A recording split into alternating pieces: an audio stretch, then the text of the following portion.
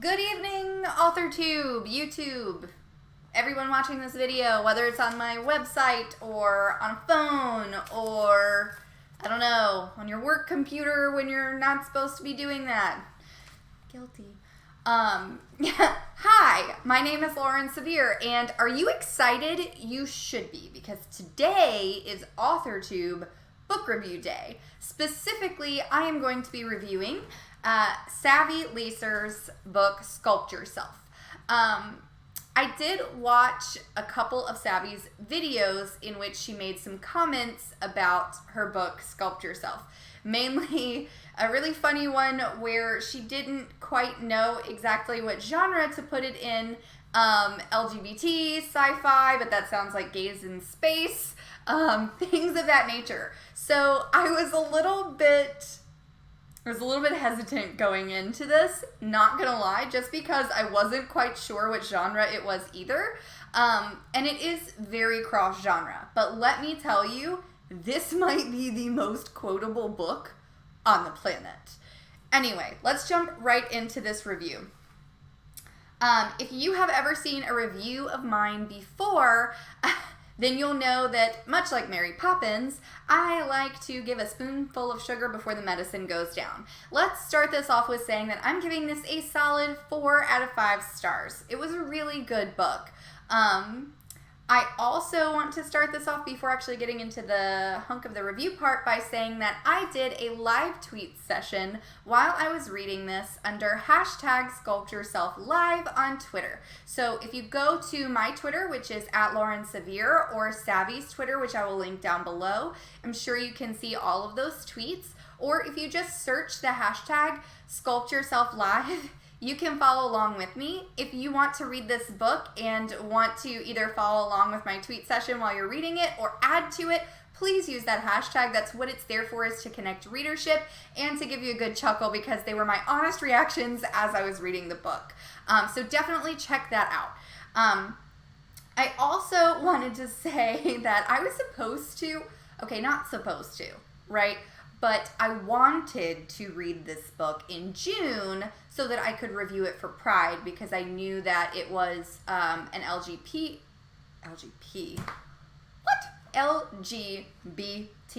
Lord have mercy, romance that had like science fiction fantasy elements, and all of that is pretty much right up my alley.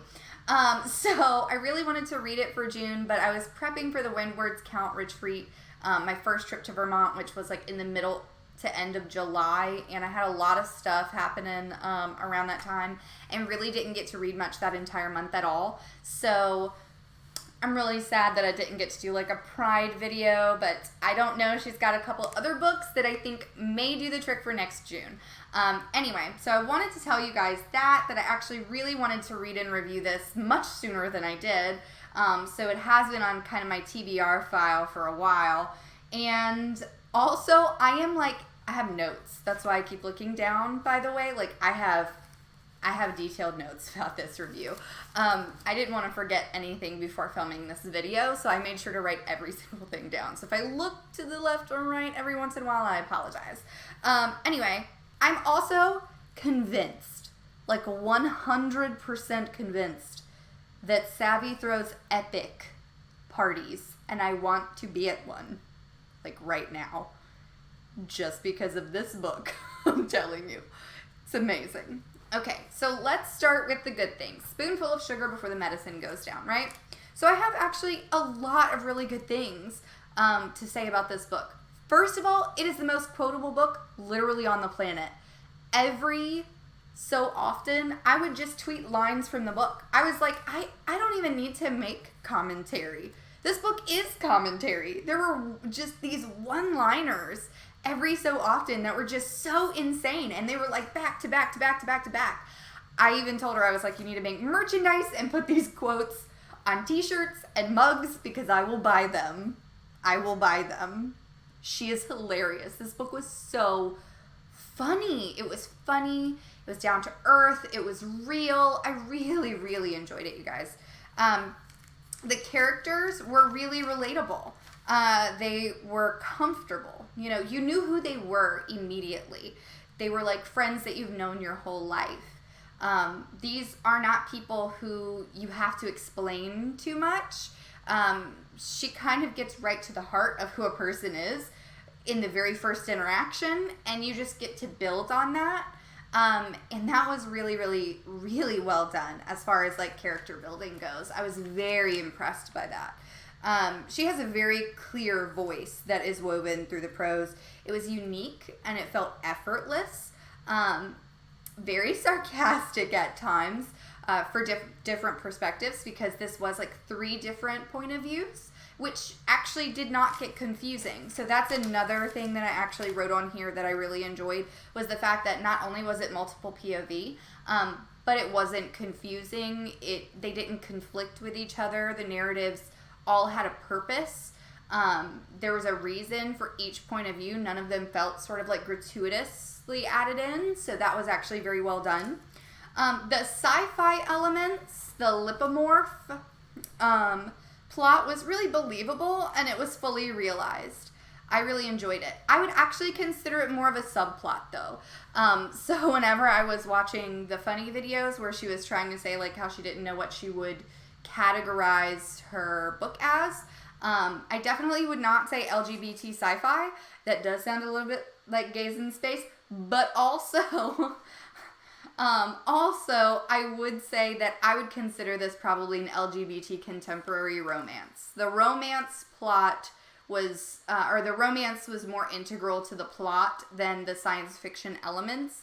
And while they were believable and fully realized, I think it was definitely a subplot that just added to the wonderful, adorable, so like just the budding romance between these 2 women was just, I did not know how much I needed this book in my life. Like I didn't know how much I needed it.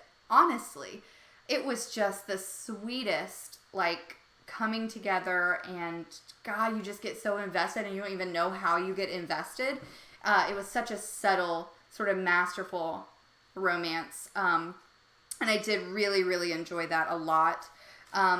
It tackled certain topics really well. It used the different perspectives, the multiple POVs, to accentuate like different points of an argument regarding body image issues and things like that. And I thought that was so smart to use these different narrators and their different stances on these issues, and to use their internal monologue and the way that they experience things to really give the reader a very well-rounded view of the issue at hand, so they could almost make up their own mind before the conclusion of the book. I thought that was so smart. Anyone in debate or who has ever debated before understands this. You have to sort of be an expert at all sides of an argument to really make your points stick. And that's kind of what she did with these multiple points of view and with the issues that she was tackling. And I just thought that was so smart. So freaking smart. Let's see. And I have smart in all capital letters actually written on my notes. And yes, and then the last thing was I was talking about the multiple point of views, how it wasn't disorienting, and it helped move the plot forward really well. So those are a lot of the things that I really liked. There are even more things, honestly, that I liked about it. I liked so many things about this book. That's why it gets a 4 stars. I definitely say if you are in the market for a sweet, budding LGBT contemporary romance with a few sci-fi elements thrown in, and I'm not talking about like laser beams, I'm talking about a very believable 20th century sci-fi elements sort of woven into the narrative, you definitely want to check this one out because it was very well done. Also, I will say this before moving on to the medicine. Whenever I downloaded it, all of the books that were recommended based on my choice to download and purchase Sculpt Yourself were, a lot of them were other Authortuber books, but they were like really well-known ones, like Brightly Burning from Alexa Dunn, and Song of the Dryads by Natalie Lee, and Keeper by Kim Chance, and there's Savvy's book, like, right there, and I was like, dang, girl, you must be doing really well with this book. Like, I was very impressed with her marketing, so I'm also gonna say that. I was very impressed with your marketing too. That's going to go in the sugar pile. Anyway, so let's move on to the medicine. There wasn't as much medicine, but I feel like I'm going to be a little more specific here just because there weren't as many things that I didn't like, but there were just a couple of things that I felt really needed to be explained a little bit more. So yeah, let's get into that. The only reason that this book really didn't get 5 stars is for these couple of things here. The first is that the writing breaks the fourth wall, but it doesn't do it consistently enough, or it only does it mainly because of one character, but it does it in multiple points of view. So there's a character named Amber. Amber is the one who's like I swear, just like me. She is me. Or at least her eating habits are. So Amber's narrative, there are a couple of instances throughout different chapters and different points of view where she like breaks the fourth wall almost as if she's talking to the reader, but it's not something that's consistent throughout the narrative. So those few instances were a little bit jarring to me. I was kind of like, wait, what's happening? And then would get back into it very quickly, but I did notice it and it sort of took me out of the reading of the book. So that's why I had to mention that here. The memories and backstory was sort of told as an afterthought, and I felt like a lot of the memories and the backstory stuff should have been woven in a little bit better. It shouldn't have been just sort of like added as an afterthought because I felt like it was really crucial to the character development of these characters. Specifically, there's like some talking about past relationships and stuff that sort of comes out of nowhere, and certain things are done really well and other things are just sort of, it feels like thrown in a little bit. And so that also was just a little bit jarring, but it didn't distract me very much from the reading of the book. Now I have to talk about what I'm personally offended by, Savvy, okay? I will have to say this. If someone ran out of the shower on me post-coitally, I would not have just forgiven them. Like, who does that? I was so personally offended for this character. I had to put your book down. I had to put it down violently. I did. And like, and then she was just like, no big deal. And I was like, no, it was a big deal. And so, just so you know, I was personally offended by that. Which probably means you wrote it really well because it got an emotional response out of me. But I'm putting it in the medicine pile here because it's my review and I can do what I want. Anyway,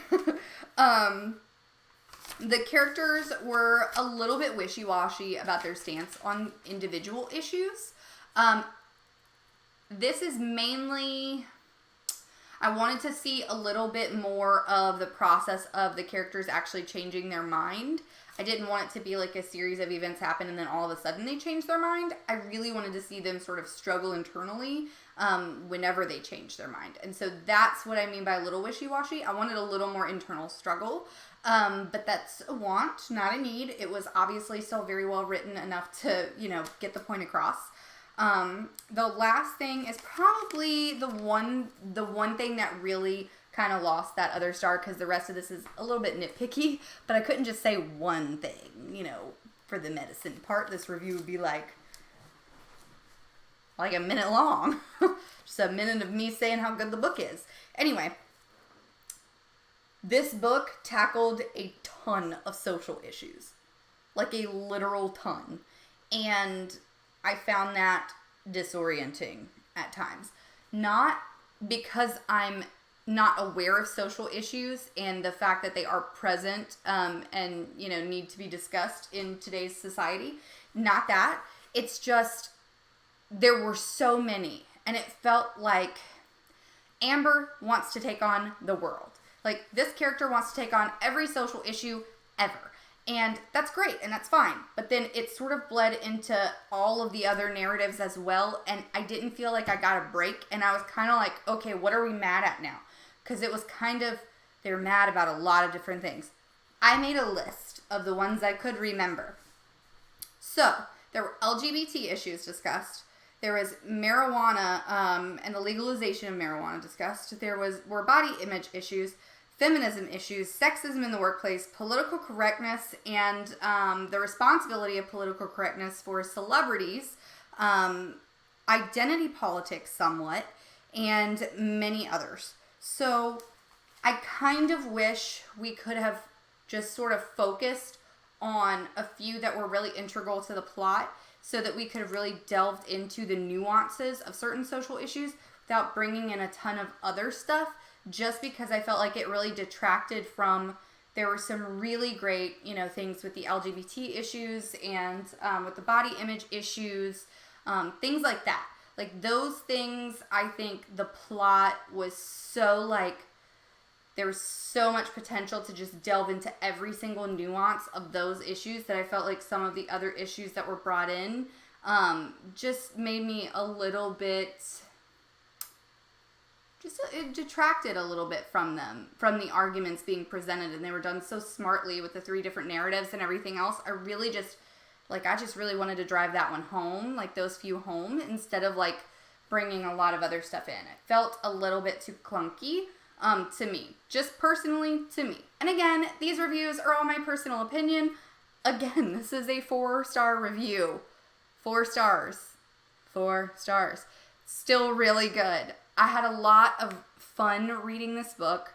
I hope that if you are in the market again for what I would consider an LGBT contemporary romance with some science fiction plot points woven in and a subplot, then I think this would be the absolute best book for you. Savvy, I hope that I get to do another live stream session of one of your other books. I think you're amazing. Please check out her channel, and I will link all of her stuff down below. And you guys, this was awesome. I am loving doing these Authortuber books. Man, we Authortubers, I don't know if it's the pressure cooker of being on the internet and putting your work out there on the internet or what, but the Authortuber books that I have read so far have been top notch. Now, to be fair, I haven't done a traditionally published book review yet. Don't worry, it's coming. So, I will let you know how that goes as well. Anyway, I hope you guys have a great night. It would be really cool if you liked and subscribed. It would also be really cool if you could give Savvy some love for, being really cool and letting me live tweet my read of the book. If you are interested in me doing a book review of one of your books, or if you are interested in me doing an ARC review, or getting together a custom hashtag for your own live tweet session, comment down below, or you can look in the description down below. All of my social medias will be on there, and you can reach out to me. I also include my email. You can email me directly, and I'd be more than happy to work with you and get that taken care of for you. After all, we are all in the trenches together as writers, and we should all try and support each other as much as possible. Anyway, I hope you all have a great night. Happy writing, happy reading, and I'll see you next time. Bye, guys.